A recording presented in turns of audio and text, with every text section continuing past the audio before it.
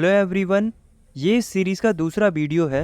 इस वीडियो में हम क्लास 10th हिस्ट्री के चैप्टर नंबर 2 को कंप्लीट करेंगे, जिसका नाम है नेशनलिज्म इन इंडिया। देखो, इस चैप्टर में हम देखेंगे कि लोगों ने 1915 के बाद इंडिपेंडेंस के लिए कैसे स्ट्रगल किया, कौन कौन से मूवमेंट्स देखने को मिले। साथ में हम ये भी जानेंगे कि हमारे देश के लोगों में नेशनलिज्म कैसे फैला, मतलब अपने देश के प्रति प्यार और देशभक्ति की भावना कैसे पैदा हुई। तो आइए जानते हैं इस वीडियो में।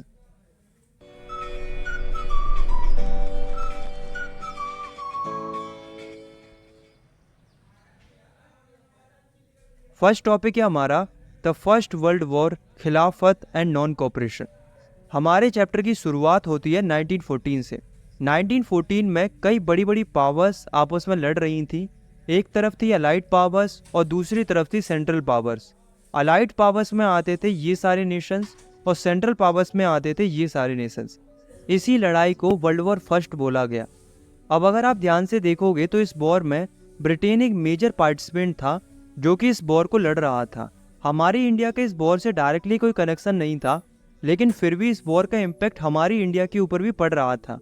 ऐसा इसलिए क्योंकि उस समय पर हम ब्रिटेन की ही कॉलोनी थे, मतलब ब्रिटेन हमारे ऊपर कब्जा किए हुए था। अब चूंकि ब्रिटेन वॉर लड़ रहा था, इसलिए इस वॉर का इम्पैक्ट हमारी इंडिया के ऊपर भी पड़ रहा था। अब क्या इम्पैक्ट पड़ रहा था, आइए जानते हैं। फर्स्ट वर्ल्ड वॉर की वजह से ब्रिटेन अपना डिफेंस एक्सपेंडिचर बढ़ा रहा था, जिसके लिए वो इंडिया में कस्टम ड्यूटीज बढ़ा देता है, साथ में इनकम टैक्स इंट्रोड्यूस कर देता है ताकि वो एक्स्ट्रा रेवेन्यू जनरेट करके वॉर का खर्चा मैनेज कर पाए। सेकंड, वॉर की वजह से इंडिया के अंदर हर एक आइटम के प्राइजेस लगभग डबल हो गए थे।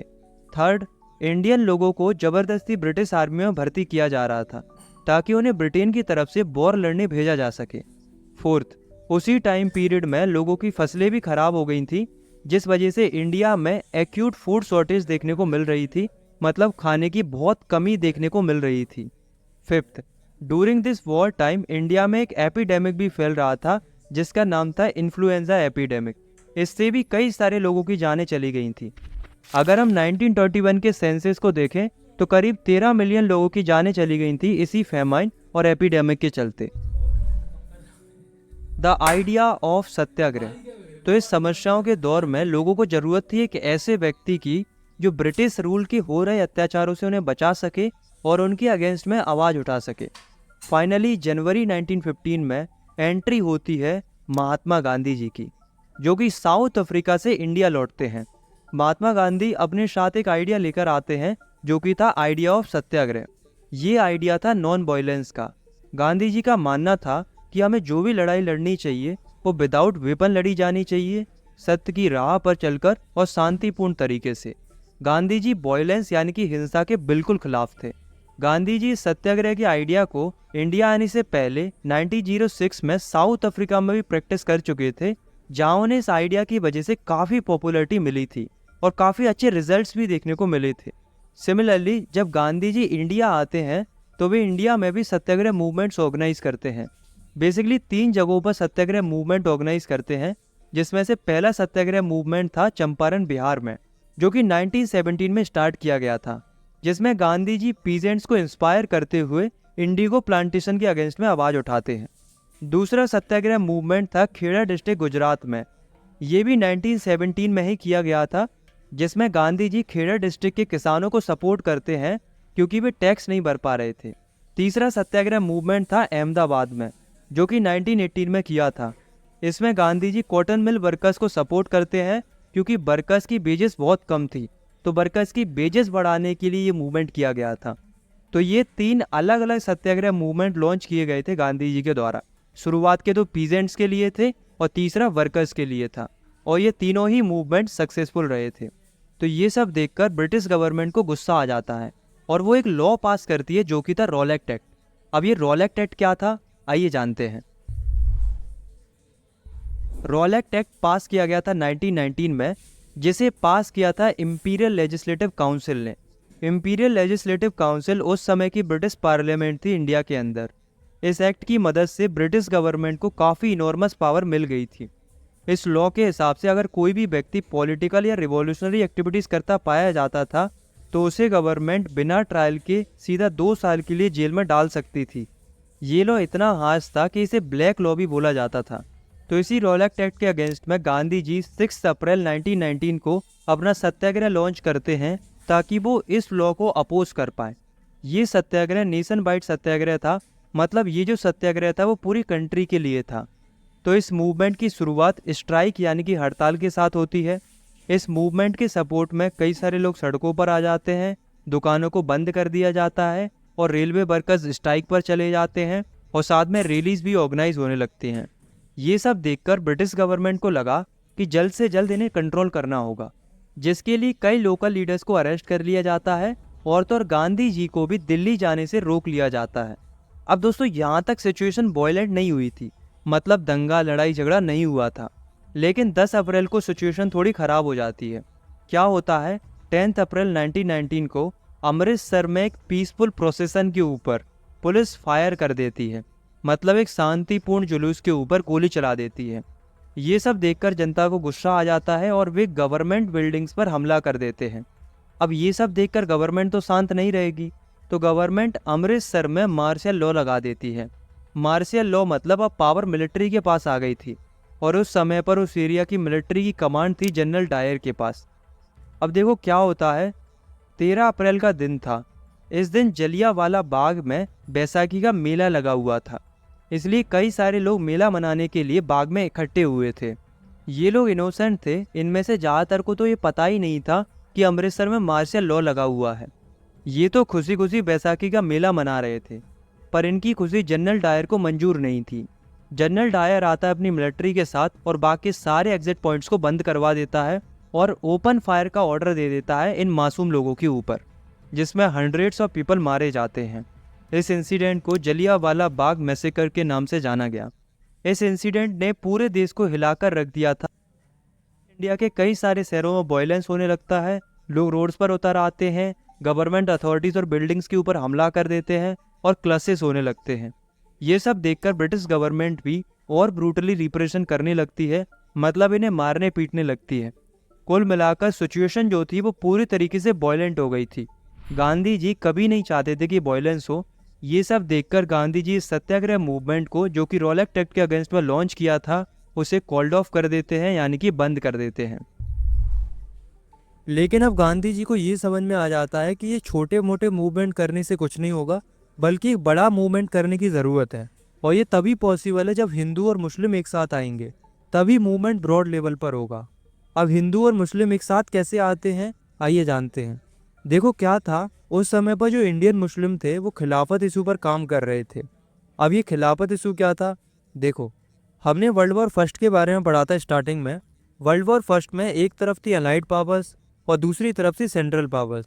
सेंट्रल पावर्स इस वॉर को हार गई थी। तो अगर आप नोटिस करोगे तो इन हारे हुए नेशंस में एक नेशन ऑटोमन एम्पायर भी था। तो इस ऑटोमन एम्पायर का जो राजा था वो था खलीफा। अब खास बात क्या थी कि जो खलीफा था उसकी सारे मुस्लिम्स रिस्पेक्ट करते थे, क्योंकि खलीफा जो था वो पूरे इस्लामिक वर्ल्ड का हेड था। अब सारे मुस्लिम्स दुखी थे क्योंकि उनका स्पिरिचुअल हेड वॉर हार गया था। साथ में ऐसे रूमर्स भी फैल रहे थे कि ब्रिटेन जो है वो जीतने के बाद अब खलीफा के ऊपर एक खास पीस ट्रीटी भी इम्पोज करने वाला है। तो इस बात से मुस्लिम्स और ज़्यादा दुखी थे। इसीलिए जितने भी मुस्लिम्स थे वो खलीफा को डिफेंड करने के लिए खिलाफत मूवमेंट कर रहे थे अलग अलग जगहों पर। आया समझ में? तो गांधी जी को ये बहुत अच्छी अपॉर्चुनिटी लगती है हिंदू और मुस्लिम्स को एक करने की। अगर हम इंडिया को देखें तो मार्च 1990 में बॉम्बे में भी एक खिलाफत कमेटी बनाई गई थी खलीफा को डिफेंड करने के लिए। ये इंडिया के कई यंग मुस्लिम लीडर्स के द्वारा बनाई गई थी, जिसमें दो मेन लीडर थे जिन्हें अली ब्रदर्स बोला जाता है, जो कि थे मोहम्मद अली और शौकत अली। तो गांधी जी और इनके बीच में मास एक्शन को लेकर डिस्कशन होता है। अब दोनों ही कम्युनिटी को लड़ना ब्रिटिशर्स से ही था। एक रीज़न था स्वराज का और दूसरा रीज़न था खिलाफत इशू का।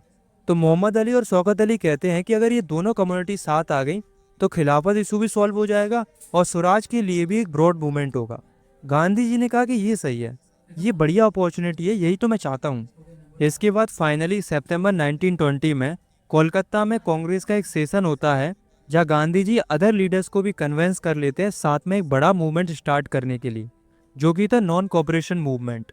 तो इस नॉन कोऑपरेशन मूवमेंट के लिए सारे हिंदू और मुस्लिम लीडर्स साथ में आ जाते हैं। अब क्वेश्चन ये था कि Gandhi ji non cooperation movement ही स्टार्ट करना क्यों चाह रहे थे। Why non cooperation? तो इसका आंसर गांधी जी ने 1909 में अपनी बुक हिंद स्वराज में पहले ही दे दिया था। उन्होंने अपनी बुक में बताया था कि जो ब्रिटिशर्स थे वो इंडिया में इसलिए रूल कर पाए क्योंकि इंडियंस ने उनके साथ कोऑपरेट किया था, यानी कि उनका सहयोग किया था। और अगर इंडिया के लोग ब्रिटिशर्स के साथ कोऑपरेट करना बंद कर दें तो 1 साल के अंदर ही ब्रिटिश रूल खत्म हो जाएगा और भारत के लोगों को स्वराज मिल जाएगा। इसीलिए गांधी जी चाहते थे कि इंडियंस ब्रिटिशर्स के साथ कोऑपरेट ना करें। इसलिए गांधी जी मुस्लिम लीडर्स के साथ मिलकर नॉन कोऑपरेशन मूवमेंट स्टार्ट करना चाहते थे। आया समझ में? आइए अब हम ये जानते हैं कि गांधी जी क्या क्या प्रपोजल्स रखते हैं नॉन कोऑपरेशन मूवमेंट के लिए।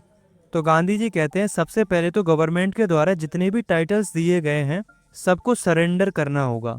दूसरा, ब्रिटिश गवर्नमेंट की जितनी भी सर्विसेज हैं उनको बायकॉट करना होगा, जैसे कि civil services, army, police, courts, legislative councils, schools, foreign goods, इन सबको बायकॉट करना होगा।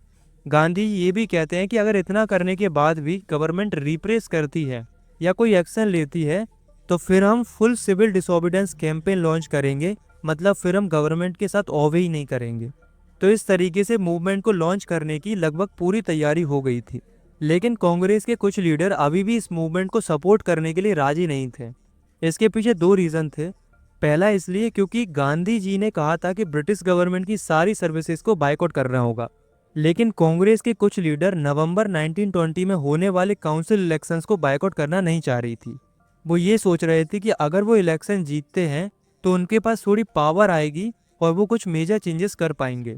दूसरा, कांग्रेस पार्टी के कुछ लीडर्स का मानना ये भी था कि ये मूवमेंट वायलेंस क्रिएट करेगा। तो ये बातों को लेकर कांग्रेस के अंदर टसल चल रहा था। लेकिन फाइनली दिसंबर 1920 में कांग्रेस का एक सेशन होता है नागपुर में, जहां कांग्रेस मान जाती है इस नॉन कोऑपरेशन मूवमेंट के लिए। तो कांग्रेस के एक्सेप्ट करने के बाद सभी लोग अब पूरी तरीके से तैयार थे इस मूवमेंट को लॉन्च करने के लिए। एंड फाइनली जनवरी 1921 में इस नॉन कोऑपरेशन खिलाफत मूवमेंट को शुरू कर दिया जाता है। सेकेंड टॉपिक है हमारा differing strands with in the movement. इस टॉपिक में अब हम ये देखते हैं कि ये मूवमेंट अलग अलग जगहों पर किस तरीके से चल रहा था। सबसे पहले हम ये देखते हैं कि शहरों में ये मूवमेंट किस तरीके से चल रहा था। The movement in the towns. तो टाउन्स के अंदर सबसे ज़्यादा पार्टिसिपेट किया था मिडिल क्लास लोगों ने। तो इस मूवमेंट के चलते टाउन के अंदर थाउजेंड्स ऑफ स्टूडेंट्स ने गवर्नमेंट स्कूल्स और कॉलेजेस को छोड़ दिया। टीचर्स एंड हेडमास्टर्स ने रिज़ाइन कर दिया। लॉयर्स ने अपनी लीगल प्रैक्टिसेस देना बंद कर दिया। काउंसिल इलेक्शंस को बायकॉट कर दिया। लिकर शॉप्स को पिक कर दिया। इसके अलावा लोगों ने फॉरेन गुड्स को बायकॉट कर दिया, मतलब विदेशों से जो सामान आता था इंडिया में उसे बायकॉट कर दिया। साथ में जो फॉरेन क्लॉथ्स आते थे, मतलब जो विदेशों से जो कपड़े आते थे, उन्हें भी जला दिया गया। अब इसका रिजल्ट क्या आता है? पहला, फॉरेन क्लॉथ्स का इंपोर्ट आधा हो जाता है 1921 एंड 1922 में, क्योंकि लोग अब फॉरेन क्लॉथ्स को खरीद नहीं रहे थे। दूसरा, मर्चेंट्स और ट्रेडर्स भी फॉरेन गुड्स के साथ ट्रेड करना बंद कर देते हैं। तीसरा, ये सब होने की वजह से इंडियन टेक्सटाइल मिल्स और हैंडलूम्स का प्रोडक्शन बढ़ जाता है, मतलब स्वदेशी कपड़े बनने लगते हैं और लोग भी अब फॉरेन क्लॉथ्स को छोड़कर इंडियन क्लॉथ्स यानी कि खादी कपड़ों को पहनना शुरू कर देते हैं। तो यहाँ तक देखने के बाद आपको लग रहा होगा कि ये मूवमेंट शहरों में तो अच्छे से चल रहा है, पर दोस्तों ऐसा नहीं था। शुरुआत में तो ये मूवमेंट सही चलता है, पर ये मूवमेंट टाउन्स में धीरे धीरे स्लो डाउन हो जाता है। स्लो डाउन क्यों हो जाता है, इसके पीछे भी रीज़न थे। क्लॉथ्स यानी कि खादी कपड़े थे वो काफ़ी एक्सपेंसिव थे क्योंकि ये हाथों से बनते थे। वहीं जो फॉरेन क्लॉथ्स थे वो लोगों को सस्ते पड़ते थे क्योंकि वो क्लॉथ्स फैक्ट्रीज में बनते थे। इसलिए लोगों ने फिर से फॉरेन क्लॉथ्स को खरीदना चालू कर दिया था। दूसरा रीज़न था इंडिया के अंदर इंडिया के खुद के इंस्टीट्यूशंस की कमी थी। इंडिया में ना ही खुद के स्कूल्स थे और ना ही कॉलेजेस थे। इसलिए जितने भी स्टूडेंट्स और टीचर्स थे उन्होंने फिर से वही गवर्नमेंट स्कूल्स और कॉलेजेस को ज्वाइन करना शुरू कर दिया क्योंकि उनके पास कोई और अल्टरनेटिव नहीं था। तीसरा, लॉयर्स ने भी इसी तरीके से धीरे धीरे गवर्नमेंट कोर्ट्स को फिर से ज्वाइन कर लिया क्योंकि उनके पास भी कोई और अल्टरनेटिव नहीं था। तो दोस्तों ये कुछ रीज़न थे जिस वजह से ये मूवमेंट सिटीज़ में कमज़ोर पड़ने लगा था, यानी कि स्लो डाउन होने लगा था। रिवेलियन इन दी कंट्री साइड। अब हम ये देखते हैं कि ये मूवमेंट कंट्री साइड यानी कि रूरल एरिया में किस तरीके से चल रहा था। सबसे पहले हम देखते हैं पीजेंट मूवमेंट ऑफ अवध, मतलब अवध में मूवमेंट किस तरीके से चल रहा था। अवध में क्या था कि जो पीजेंट्स थे वो काफ़ी ज़्यादा परेशान थे बड़े बड़े लैंडलॉर्ड्स और तुलकदार से, क्योंकि ये ज़मीनों का काफ़ी ज़्यादा रेंट चार्ज करते थे। ऊपर से ये बेकार भी कराते थे, मतलब बिना पैसों के काम भी कराते थे। इसीलिए ये पीजेंट डिमांड करते हैं रेवेन्यू को कम कराने के लिए, बेकार को ख़त्म कराने के लिए। साथ में पीजेंट ये भी चाहते थे कि ये ऑपरेसिव लैंडलॉर्ड्स का सोशल बाइकआउट होना चाहिए। तो ये सब डिमांड के लिए पीजेंट्स मूवमेंट करते हैं अवध के अंदर, जिसको लीड कर रहे थे बाबा रामचंद्र। बाबा रामचंद्र एक सन्यासी थे जिन्होंने पहले फिजी में एज अ इंडेंचर्ड लेबर काम किया था।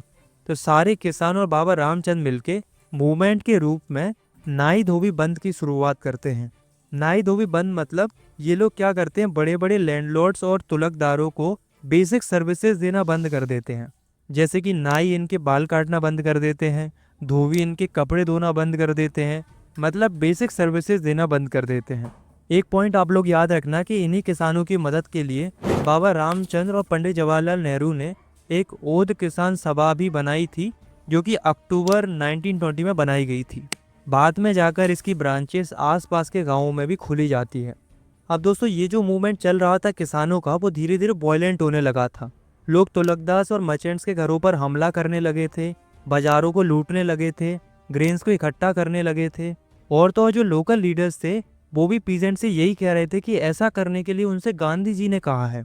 साथ में ये भी कहा है कि तुम जाओ और सारी ज़मीनों को छीन लो। मतलब लोग अपने अपने तरीकों से इंटरप्रेट करने लगे थे कि जाओ और लूट लो सब कुछ। मतलब मूवमेंट काफ़ी वॉयलेंट होने लगा था। तो ये तो एक एग्जाम्पल था अवध का। इसी तरीके से आप अंदाज़ा लगा सकते हो कि अलग अलग गाँवों में ये मूवमेंट किस तरीके से चल रहा होगा। अब हम देखते हैं ट्राइबल पार्टिसिपेशन। मतलब अब हम ये देखते हैं कि ट्राइबल लोगों ने इस मूवमेंट को किस तरीके से देखा। तो इसमें हमें गोडेम हिल्स ऑफ आंध्र प्रदेश की ट्राइबल पॉपुलेशन के बारे में पढ़ना है। तो यहाँ की जो ट्राइबल पॉपुलेशन थी वो परेशान थी। इनकी परेशानी का कारण था स्ट्रिक्ट फॉरेस्ट लॉज। मतलब ब्रिटिशर्स ने स्ट्रिक्ट फॉरेस्ट लॉज बना दिए थे, जिस वजह से इन लोगों का जंगलों में जाना रिस्ट्रिक्ट कर दिया गया था। मतलब इन्हें जंगलों में जाने नहीं दिया जा रहा था। इस वजह से इनका लाइवलीहुड काफ़ी ज़्यादा अफेक्ट हो रहा था, क्योंकि इनका जीवन जंगलों से ही जुड़ा हुआ था और ना ही ये फ्रूट्स और फायरवुड के लिए जंगलों में जा पाते थे। तो ये लोग काफ़ी ज़्यादा गुस्सा थे ब्रिटिशर्स से। ऊपर से ब्रिटिशर्स इन्हें फोर्स करते थे बेकार करने के लिए। तो इन्हीं ट्राइबल लोगों के सपोर्ट में एक व्यक्ति उभर के आते हैं जिनका नाम था अलूरी सीताराम राजू। ये क्लेम करते थे कि इनके पास स्पेशल पावर्स हैं और गोली भी इनका कुछ नहीं बिगाड़ सकती। ये गांधी जी के आइडियाज़ की काफ़ी ज़्यादा रिस्पेक्ट करते थे, लेकिन ये मानते थे कि इंडिया आज़ाद नॉन वायलेंस से नहीं हो सकता, बल्कि उसके लिए हथियार उठाने पड़ेंगे, वायलेंस करना पड़ेगा, तभी देश आज़ाद होगा। तो अलूरी सीताराम राजू और ये सब ट्राइबल लोग मिलकर 1920s के टाइम पीरियड में ब्रिटिशर्स के अगेंस्ट में गोरिल्ला मूवमेंट करते हैं, जिसमें ये कई सारे पुलिस स्टेशंस पर हमला करते हैं, कई सारे ब्रिटिश ऑफिसर्स को मारते हैं, काफ़ी वायलेंस करते हैं। लेकिन अफसोस 1924 में अलूरी सीताराम राजू पकड़े जाते हैं और उन्हें मार दिया जाता है। लेकिन तब तक वो एक फोक हीरो बन गए थे। इनके ऊपर एक मूवी बनी है, शायद आपने देखी होगी। देखी है तो कमेंट करके ज़रूर बताना। स्वराज इन प्लांटेशन। अब हम तीसरा केस देखते हैं। ये है प्लांटेशन वर्कर्स का। देखो क्या था, असम में कई सारे वर्कर्स काम किया करते थे टी गार्डन्स में। अब प्रॉब्लम क्या थी कि ब्रिटिशर्स ने एक एक्ट पास किया था जिसका नाम था इनलैंड इमिग्रेशन एक्ट 1859। इसके तहत कोई भी वर्कर बिना परमिशन के प्लांटेशन फील्ड से बाहर नहीं जा सकता था। लेकिन जब वर्कर्स को गांधी जी के नॉन कोऑपरेशन मूवमेंट के बारे में पता चला तो इन लोगों को लगा कि अब तो आज़ादी मिल गई, चलो भागो। तो कई सारे लोग प्लांटेशन फील्ड्स को छोड़कर अपने अपने घरों की तरफ भागने लगते हैं, पर इनको बीच में ही पकड़ लिया जाता है और इन्हें पुलिस के द्वारा बहुत ज़्यादा मारा जाता है। तो अभी तक हमने कंट्री साइड में हो रहे कई सारे मूवमेंट्स को देखा। तो उनमें हमने क्या देखा कि लोग गांधी जी के मैसेजेस को अलग अलग तरीकों से इंटरप्रेट कर रहे थे। कुछ लोग तुलकदारों से लड़ रहे थे, कुछ लोग वायलेंस क्रिएट कर रहे थे, कुछ लोग प्लांटेशन छोड़ छोड़ के भाग रहे थे। मतलब सब लोग नॉन कोऑपरेशन मूवमेंट को अपने अपने नज़रिए से देख रहे थे। सबके लिए स्वराज का मतलब अलग अलग था। ऊपर से वायलेंस भी काफ़ी ज़्यादा हो रहा था। इसी दौरान 1922 में क्या होता है, चौरी चौरा इंसिडेंट होता है। चौरी चौरा एक जगह है गोरखपुर उत्तर प्रदेश में। वहाँ पर कई सारे लोग एक पीसफुल डेमोन्स्ट्रेशन कर रहे थे, जिस पर वहाँ की लोकल पुलिस अटैक कर देती है। तो जो लोग थे वो गुस्सा में आकर चौरी चौरा के पुलिस स्टेशन में आग लगा देते हैं, जिसमें कई पुलिसमैन जो उसके अंदर फंसे थे वो मर जाते हैं। तो इस इंसिडेंट को देखकर गांधी जी को लगता है कि मूवमेंट बंद कर देना चाहिए क्योंकि वायलेंस काफ़ी ज़्यादा हो रहा है। तो गांधी जी इस नॉन कोऑपरेशन मूवमेंट को फरवरी 1922 में बंद कर देते हैं, यानी कि ख़त्म कर देते हैं। थर्ड टॉपिक है हमारा towards the civil disobedience movement. पीछे जो कुछ भी घटा उससे गांधी जी को ये समझ में आ गया कि आगे कोई भी मास स्ट्रगल करने से पहले लोगों का प्रॉपरली ट्रेन होना ज़रूरी है। लोगों को ये पता होना चाहिए कि मूवमेंट कैसे करना है और मूवमेंट का एम क्या है।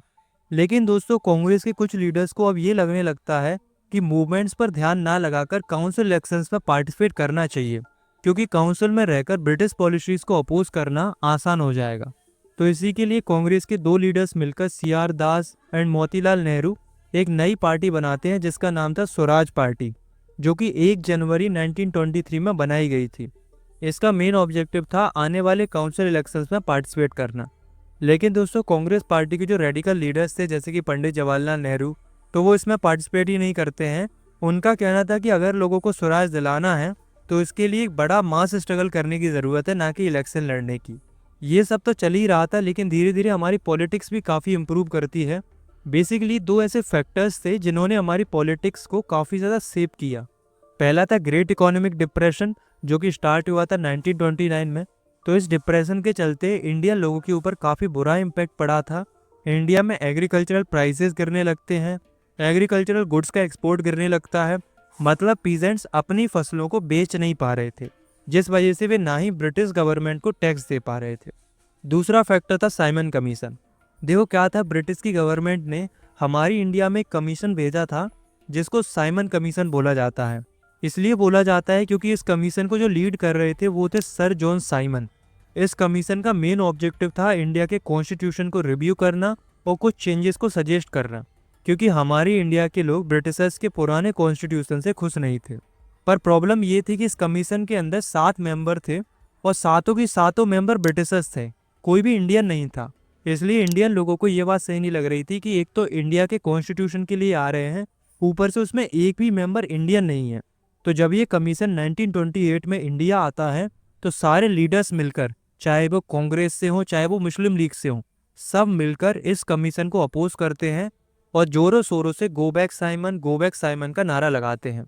ये सब देखकर ब्रिटिश गवर्नमेंट को लगा कि कहीं सिचुएशन हाथ से ना निकल जाए। इसीलिए इंडिया के अंदर जो ब्रिटिश गवर्नमेंट थी उसका जो वाइसरॉय था लॉर्ड इरविन, वो हमें 2 ऑफर देता है। पहला ऑफर देता है इंडिया के डोमिनेशन स्टेटस का, मतलब रूल इंडियंस का रहेगा लेकिन रहोगे तुम ब्रिटिशर्स के ही अंडर में। दूसरा ऑफर देता है कि हम मिलके एक राउंड टेबल कॉन्फ्रेंस करेंगे जिसमें हम इंडिया की फ्यूचर कॉन्स्टिट्यूशन के बारे में डिस्कस करेंगे। लेकिन जो कांग्रेस थी वो इन दोनों ऑफर से सेटिस्फाइड नहीं थी। स्पेशली जो रेडिकल लीडर्स थे जैसे कि जवाहरलाल नेहरू और सुभाष चंद्र बोस, ये कह रहे थे कि हमें फुल इंडिपेंडेंस चाहिए, मतलब पूरा स्वराज चाहिए। इसी बात को इन दिसंबर 1929 में लाहौर कांग्रेस सेशन में पंडित जवाहरलाल नेहरू एक रेजोल्यूशन पास करते हैं और ऑफिशियली डिमांड करते हैं पूर्ण स्वराज के लिए, और साथ में ये भी अनाउंस करते हैं कि वो आने वाली 26 जनवरी 1930 को as a independence day celebrate करेंगे। पर चूंकि उस समय पर आज़ादी नहीं मिली थी इसलिए इस बात को इतना ज़्यादा अटेंशन नहीं मिलता है। The salt march and civil disobedience movement, ये सब देखकर गांधी जी को लगता है कि पहले लोगों को यूनाइट करना होगा, तब जाके कोई बड़ा मूवमेंट हो पाएगा। पर इसके लिए गांधी जी को कोई ऐसी चीज़ की ज़रूरत थी जिसकी मदद से लोगों को यूनाइट किया जा सके। तो उन्हें आइडिया आता है सॉल्ट का, यानी कि नमक का। गांधी जी को लगा कि नमक एक पावरफुल सिंबल बन सकता है जिससे लोगों को यूनाइट किया जा सकता है। अब सोचने वाली बात यह है कि गांधी जी ने नमक को ही क्यों चुना। तो इसके पीछे रीज़न थे। पहला कारण था कि सॉल्ट हर कोई कंज्यूम करता है, चाहे वो रिच हो चाहे वो पुअर हो, हर किसी की ज़रूरत होती है। दूसरा, उस समय पर ब्रिटिश गवर्नमेंट काफ़ी ज़्यादा टैक्स चार्ज करती थी नमक के ऊपर। तीसरा, सॉल्ट का प्रोडक्शन भी केवल ब्रिटिश गवर्नमेंट ही कर सकती थी, इंडियंस नहीं कर सकते थे। तो ये समस्या पूरे देश की थी, इसलिए गांधी जी ने नमक को चुना एज अ सिंबल कंट्री को यूनिफाई करने के लिए। आए समझ में? तो गांधी जी क्या करते हैं, 31 जनवरी को एक लेटर लिखते हैं लॉर्ड इरविन के लिए, जिसमें गांधी जी अपनी 11 डिमांड्स रखते हैं। और इन 11 डिमांड्स में एक डिमांड सॉल्ट टैक्स को ख़त्म करने के लिए भी थी। गांधी जी साथ में ये भी कहते हैं कि 11 मार्च तक अगर हमारी डिमांड्स नहीं मानी गई तो हम सिविल डिसोबीडेंस मूवमेंट्स को स्टार्ट कर देंगे।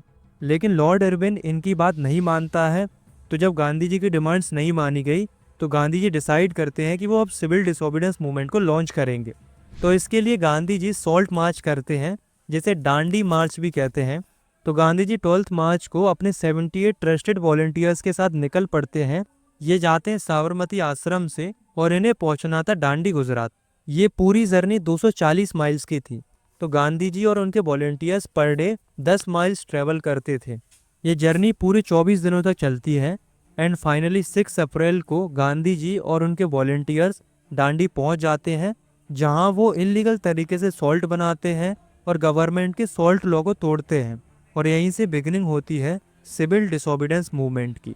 अब आप लोग सोच रहे होंगे कि पहले वाले और इस वाले मूवमेंट में डिफरेंस क्या था। तो पहले वाले और इस वाले मूवमेंट में डिफरेंस ये था कि पहले वाले मूवमेंट में यानी कि नॉन कोऑपरेशन मूवमेंट में हमें ब्रिटिशर्स के साथ केवल कोऑपरेट नहीं करना था, बस यही था। लेकिन ये जो सिविल डिसोबीडियंस मूवमेंट था उसमें हमें ब्रिटिशर्स के साथ कोऑपरेट तो करना ही नहीं था, साथ में हमें उनके लॉज को भी तोड़ना था।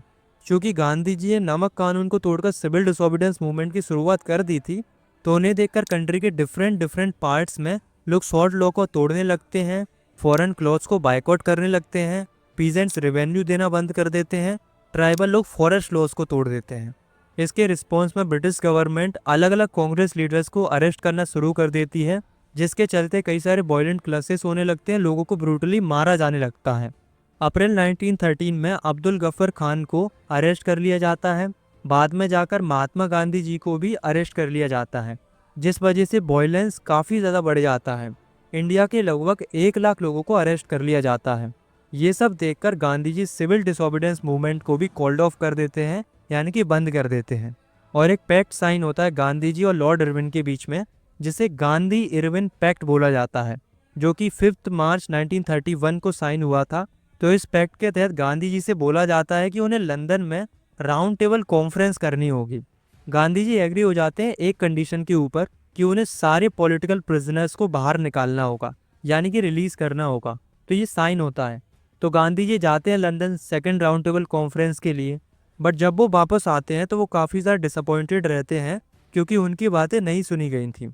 ऊपर से जब वो लौट कर आते हैं तो वो ये भी देखते हैं कि अभी भी ज़्यादातर लीडर्स जेल में ही हैं और कांग्रेस पार्टी को भी इलीगल करार कर दिया गया है।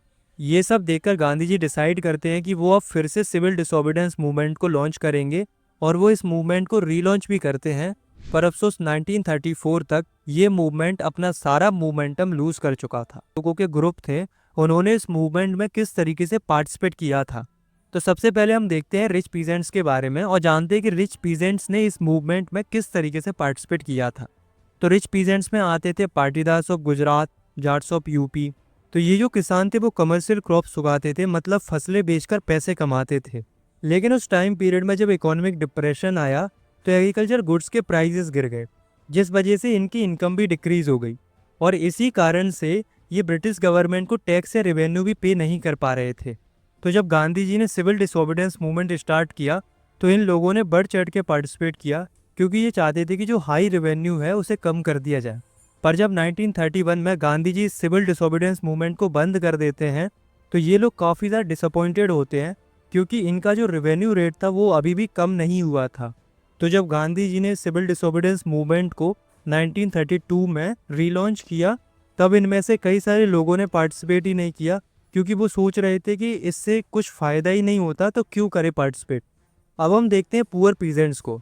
तो जो पुअर पीजेंट्स थे उनके पास खुद की ज़मीन नहीं होती थी, इसलिए वे बड़े बड़े लैंडलॉर्ड्स की ज़मीनों पर खेती किया करते थे, जिसके बदले में वे उन्हें रेंट देते थे। तो जब इकोनॉमिक डिप्रेशन का टाइम था तो ये लोग भी लैंड रेवेन्यू नहीं दे पा रहे थे, यानी कि रेंट पे नहीं कर पा रहे थे। तो जब गांधी जी ने मूवमेंट को स्टार्ट किया तो ये लोग डिमांड कर रहे थे लैंडलॉर्ड से कि उनके अनपेड रेंट को माफ़ कर दिया जाए।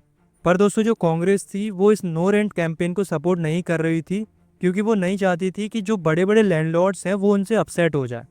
अब हम देखते हैं कि इंडिया के बिजनेसमैन ने किस तरीके से इस मूवमेंट में पार्टिसिपेट किया। तो जो बिजनेसमैन थे जैसे कि मर्चेंट्स, इंडस्ट्रियलिस्ट, इनकी उस समय पर 2 मेजर प्रॉब्लम्स थी। फर्स्ट, ब्रिटिश गवर्नमेंट ने ऐसी कॉलोनियल पॉलिसीज़ बना रखी थी जो कि इनकी बिजनेस एक्टिविटीज़ को रिस्ट्रिक्ट करती थी, मतलब ये खुल के ओपनली बिजनेस नहीं कर पा रहे थे, जिस वजह से ये लोग चाह रहे थे कि ऐसी पॉलिसीज़ को हटना चाहिए जो इनकी बिजनेस एक्टिविटीज़ को रिस्ट्रिक्ट करती हों। सेकेंड प्रॉब्लम थी कि इंडिया में बाहर से फॉरेन गुड्स इंपोर्ट होते थे, तो ऐसे में इंडियन बिजनेसमैन्स को काफ़ी लॉस होता था, क्योंकि फॉरेन गुड्स काफ़ी सस्ते होते थे, जिस वजह से इंडियन गुड्स बेच नहीं पाते थे। तो ये लोग चाहते थे कि इंडिया में फॉरेन गुड्स को रोक दिया जाना चाहिए, ताकि इंडियन इंडस्ट्रियलिस्ट और मर्चेंट्स को फ़ायदा हो सके।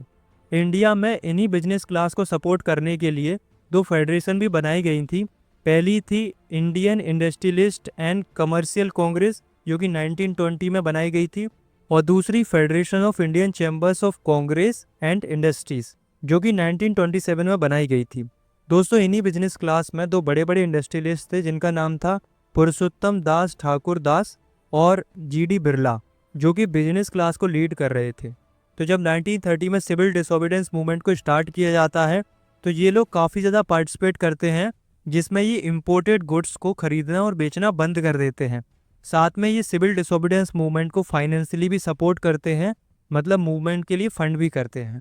वहीं अगर हम बात करें इंडस्ट्रियल वर्कर्स की, तो इंडस्ट्रियल वर्कर्स ने इस मूवमेंट में ज़्यादा पार्टिसिपेट नहीं किया था, except Nagpur region. Nagpur region में वर्कर्स ने पार्टिसिपेट किया था, बाकी इस मूवमेंट में वर्कर्स का ज़्यादा पार्टिसिपेशन देखने को नहीं मिला था। पर जितना मिला था वो ये डिमांड कर रहे थे कि उनकी वेजेस को बढ़ा दिया जाए और उनकी पुअर वर्किंग कंडीशंस को बेहतर किया जाए। पर जो कांग्रेस थी वो इन पर ध्यान नहीं देती है, क्योंकि वो नहीं चाहती थी कि इनकी वजह से इंडस्ट्रियलिस्ट का पार्टिसिपेशन अफेक्ट हो, क्योंकि उस समय पर बड़े बड़े इंडस्ट्रियलिस्ट का एक बड़ा रोल था इस मूवमेंट में। ऐसे में वो वर्कर्स को सपोर्ट करके इंडस्ट्रियलिस्ट को अपसेट करना नहीं चाहती थी, इसलिए कांग्रेस वर्कर्स को ज़्यादा सपोर्ट नहीं कर रही थी। जब हमने इतने सारे लोगों के पार्टिसिपेशन को देख लिया, तो वुमेन कहाँ रह जाएंगी। आइए अब हम वुमेन पार्टिसिपेशन को देखते हैं। Participation of women. तो दोस्तों, इंडिया की वुमेन ने भी इस मूवमेंट में काफ़ी ज़्यादा पार्टिसिपेशन किया था।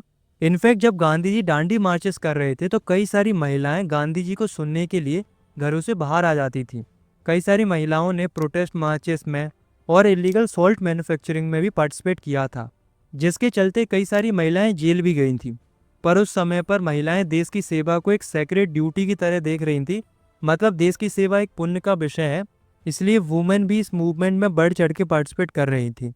महिलाओं के इतने सेक्रीफाइस के बाद भी उनकी लाइफ में ज़्यादा चेंज नहीं आता है, क्योंकि उन्हें इतना अटेंशन नहीं मिला था जितना वो डिज़र्व करती थी। जहाँ तक कि कांग्रेस की अगर हम बात करें, तो कांग्रेस महिलाओं को किसी भी अथॉरिटी में पोस्ट या पोजीशन देने की इच्छा में नहीं थी। कांग्रेस का केवल यही इरादा था कि महिलाओं का केवल एक सिंबलिक प्रेजेंस देखने को मिले इस मूवमेंट में, जो कि देखने को मिला था। The limits of civil disobedience movement. दोस्तों, ऐसा नहीं था इस मूवमेंट में हर एक ग्रुप ने पार्टिसिपेट किया हो, बल्कि दो ऐसे ग्रुप्स थे जिनका पार्टिसिपेशन ज़्यादा देखने को नहीं मिला था। पहला ग्रुप था दलित्स का और दूसरा ग्रुप था मुस्लिम्स का। तो सबसे पहले हम दलित्स का केस देखते हैं और जानते हैं कि उन्होंने क्यों पार्टिसिपेट नहीं किया था। आइए जानते हैं। देखो, पहला रीज़न था कि कांग्रेस जो थी वो दलित्स को इग्नोर कर रही थी, क्योंकि इस मूवमेंट में हाई क्लास हिंदूज ने भी पार्टिसिपेट किया था। तो कांग्रेस दलित्स को सपोर्ट करके इन हाई क्लास हिंदूज को ऑफेंड करना नहीं चाहती थी, क्योंकि उनका पार्टिसिपेशन ज़्यादा था। लेकिन भले ही कांग्रेस सपोर्ट नहीं कर रही थी, लेकिन गांधी जी दलित्स को पूरा सपोर्ट कर रहे थे।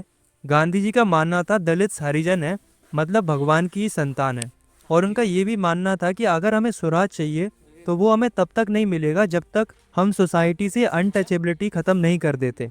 इसलिए जो दलित लीडर्स थे वो एक सेपरेट इलेक्टोरेट की डिमांड कर रहे थे, जहाँ दलित लोग ही इलेक्शन लड़े, उन्हीं के चुने हुए रिप्रेजेंटेटिव रूल करें, मतलब एक सेपरेट इलेक्टोरेट चाहते थे। इनकी सेपरेट इलेक्टोरेट की डिमांड को वी.आर. अम्बेडकर जी लीड कर रहे थे, जिसके लिए उन्होंने 1930 में एक डिप्रेस्ड क्लास एसोसिएशन भी बनाई थी। लेकिन गांधी जी सेपरेट इलेक्टोरेट के प्रस्ताव से खुश नहीं थे। गांधी जी दलित्स को सपोर्ट कर रहे थे, पर वो सेपरेट इलेक्टोरेट के सपोर्ट में नहीं थे, क्योंकि गांधी जी का मानना यह था कि सेपरेट इलेक्टोरेट दे देने से सोसाइटी में डिसइंटीग्रेशन और बढ़ेगा, ना कि कम होगा। तो गांधी जी अपनी बात मनवाने के लिए fast on to death start करते हैं, मतलब गांधी जी भूख हड़ताल शुरू कर देते हैं। गांधी जी की सभी लोग रिस्पेक्ट करते थे, तो at the end B R. Ambedkar ji भी मान जाते हैं, पर उनके बीच में एक पैक्ट साइन होता है, जिसे पूना पैक्ट बोला जाता है, जो कि सितंबर 1932 में साइन किया गया था, जिसके तहत डिप्रेस्ड क्लास को रिजर्वेशन दे दिया जाता है provisional and central legislative council में। मतलब सेपरेट इलेक्टोरेट तो नहीं रहेगी तो जनरल इलेक्टोरेट ही, पर जो सीट्स होंगी प्रोविजनल और लेजिस्लेटिव काउंसिल में, उनमें कुछ सीट्स दलित्स के लिए रिजर्व कर दी जाएंगी। तो ये था पूना पैक्ट। अब हम मुस्लिम कम्युनिटी का केस देखते हैं। तो मुस्लिम कम्युनिटी ने भी इस मूवमेंट में ज़्यादा पार्टिसिपेट नहीं किया था। क्यों नहीं किया था, इसके पीछे भी रीज़न थे। क्या रीज़न थे? देखो, हमें पता है स्टार्टिंग में जब हमने नॉन कॉपरेशन खिलाफत मूवमेंट स्टार्ट किया था तो उसमें हिंदू और मुस्लिम्स दोनों ने ही पार्टिसिपेट किया था। लेकिन उसके बाद धीरे धीरे हिंदू और मुस्लिम्स के बीच में टेंशन बढ़ने लगा था, क्योंकि रिलीजन के बेसिस पर अलग अलग ऑर्गेनाइजेशंस बन रहे थे। जैसे कि हिंदुओं के लिए एक ऑर्गेनाइजेशन बना था हिंदू महासभा करके, ऐसे ही मुस्लिम्स के लिए एक ऑर्गेनाइजेशन बना था मुस्लिम लीग नाम से। और जो कांग्रेस थी उसका झुकाव थोड़ा हिंदू महासभा की तरफ बढ़ने लगा था, जिस वजह से दोनों कम्युनिटी के बीच में दूरियां बढ़ रही थी। पर फिर भी 1927 में कांग्रेस और मुस्लिम लीग ने अलाइंस बनाने का सोचा ताकि मिलके स्ट्रगल किया जा सके। बट मुस्लिम लीग के एक लीडर थे मोहम्मद अली जिन्ना, वो डिमांड कर रहे थे सेपरेट इलेक्टोरेट की। बट जो कांग्रेस थी वो इसके लिए राजी नहीं थी। उनका मानना ये था कि सबके लिए जॉइंट इलेक्टोरेट ही होना चाहिए, ना कि separate electorate. But Mohammad Ali Jinnah Muslims के लिए सेपरेट इलेक्टोरेट चाहते थे, लेकिन बहुत कन्विंस करने के बाद मोहम्मद अली जिन्ना मान जाते हैं जॉइंट इलेक्टोरेट के लिए। लेकिन शर्त ये थी कि मुस्लिम्स के लिए सीट्स रिजर्व करनी होगी सेंट्रल असेंबली में, साथ में बंगाल और पंजाब में जितनी मुस्लिम पॉपुलेशन है उसी के हिसाब से मुस्लिम्स को सीट मिले। तो इन कॉम्प्रोमाइज़ेस को लेकर नेगोशिएशन चल ही रहा था। उसी टाइम पर यानी कि 1928 में एमआर जयकर, जो कि हिंदू महासभा के एक लीडर थे, वो इनके इस प्रस्ताव को लेकर जम के विरोध करते हैं और स्ट्रांगली अपोज करते हैं, जिसके बाद दोनों कम्युनिटीज़ के बीच में काफ़ी ज़्यादा दूरियां आ जाती हैं। इसीलिए जब गांधी जी ने 1930 में सिविल डिसोबीडियंस मूवमेंट स्टार्ट किया था तो majority section of Muslim community ने पार्टिसिपेट ही नहीं किया था। लास्ट टॉपिक है हमारा the sense of collective belonging. तो इस टॉपिक में हम ये जानेंगे कि लोगों में अपनेपन का भाव कैसे पैदा हुआ, यानी कि लोगों में सेंस ऑफ कलेक्टिव बिलोंगिंगनेस कैसे पैदा हुई। तो इसके पीछे कई कारण थे। पहला कारण था यूनाइटेड स्ट्रगल। लोगों का उस समय पर एक ही विजन था, जो कि था इंडिया को ब्रिटिशर से आज़ाद कराना। इसलिए लोगों में धीरे धीरे नेशनलिज्म की फीलिंग जग रही थी, जिस वजह से लोग यूनाइट हो रहे थे। दूसरा रीज़न था कल्चरल प्रोसेस।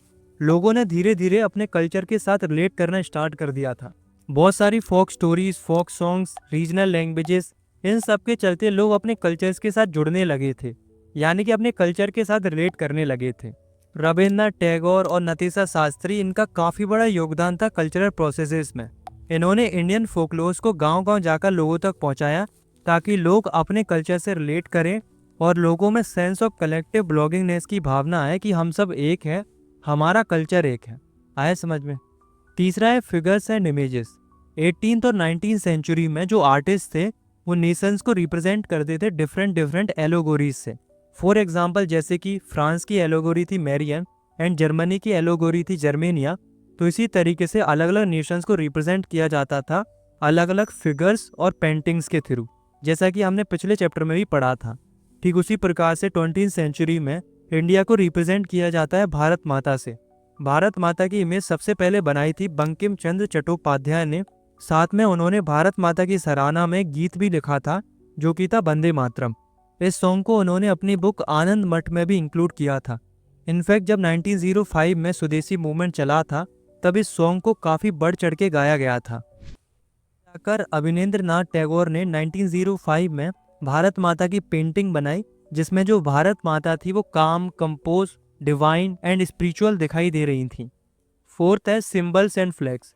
लोगों में सिंबल्स एंड फ्लैग्स की वजह से भी सेंस ऑफ कलेक्टिव बिलोंगिंगनेस जाग रही थी, क्योंकि जो फ्लैग होता है वो पूरी कंट्री को रिप्रेजेंट करता है। तो हमारे देश के लिए भी अलग अलग फ्लैग्स बन रहे थे, जैसे कि बंगाल स्वदेशी मूवमेंट में एक फ्लैग बनाया गया था जिसमें 3 कलर थे, ग्रीन, येलो और रेड। ऊपर की ओर 8 लोटस थे जो कि 8 प्रोविंसीज को एक्सप्रेस कर रहे थे। बाद में जाकर 1921 में गांधी जी ने भी एक फ्लैग बनाया था जिसमें भी 3 कलर थे, रेड, ग्रीन एंड वाइट, और बीच में एक स्पिनिंग व्हील था जो कि सेल्फ हेल्प को एक्सप्रेस करता था। फिफ्थ है री इंटरप्रिटेशन ऑफ हिस्ट्री। दोस्तों, जब ब्रिटिशर्स हमारे देश में आए थे तो उन्होंने लोगों के मन में ये इंटरप्रिटेशन बैठा दी थी कि इंडिया काफ़ी बैकवर्ड और प्रिमिटिव था, तो वो खुद से गवर्नमेंट हैंडल नहीं कर सकते थे, इसलिए हमने गवर्नमेंट को हैंडल करके इंडियंस पर एहसान किया है। पर आप लोग जानते हो, हम सब जानते हैं कि रियलिटी में तो ब्रिटिशर्स हम सबको लूटने आए थे। इन्होंने एहसान नहीं बल्कि नुकसान किया था। इसलिए स्ट्रगल के समय पर इंडियन नेशनलिस्ट हिस्ट्री को री इंटरप्रेट कर रहे थे।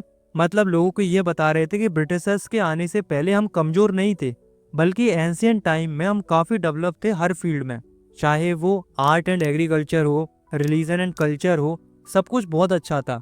हमारी हिस्ट्री बहुत अच्छी थी। लेकिन जब से ये ब्रिटिशर्स आए हैं तब से हमारा कल्चर डिक्लाइन करता गया है। तो अगर हमें पहले जैसी तरक्की चाहिए तो सबसे पहले तो इन ब्रिटिशर्स को बाहर निकालना होगा, यानी कि इनसे आज़ाद कराना होगा।